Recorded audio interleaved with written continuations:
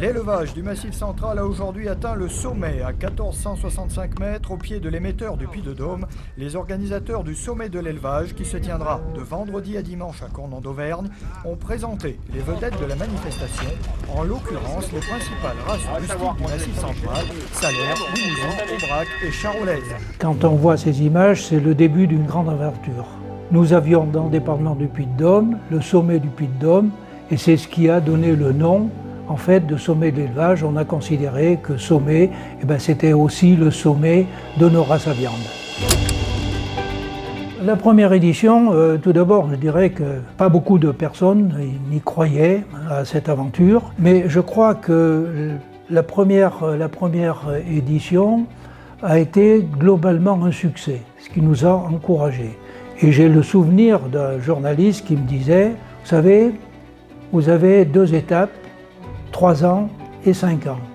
Si vous passez les 3 ans, c'est une première étape. Si vous passez les 5 ans, vous avez à peu près être sûr d'avoir gagné votre initiative. Le sommet de l'élevage comptait après dans le monde de l'agriculture, dans le monde de l'élevage, que ce soit politique ou professionnel, pour faire passer des messages. Ça, pour moi, c'est une image forte, c'est une image, je dirais, déterminante sur ce qu'est devenu sommet de l'élevage.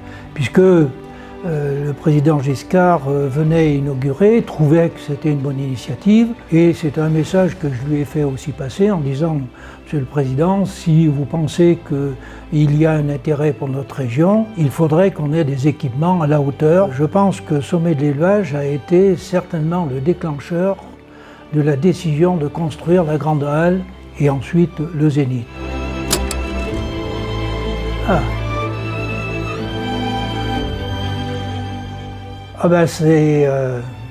C'est un moment très fort, ça. À titre personnel, j'étais très honoré d'accueillir un président de la République dans une manifestation qui est destinée d'une part à nos agriculteurs, les femmes et les hommes qui travaillent, à une région aussi et à une économie. Ça voulait dire que derrière cette visite, il y avait réellement une volonté de prise en compte par les pouvoirs publics et le président de la République d'aider cette région et surtout ses éleveurs. Les pouvoirs publics attendaient au sommet de l'élevage les propositions et c'est au cours du sommet de l'élevage qu'il y avait des réponses qui étaient données.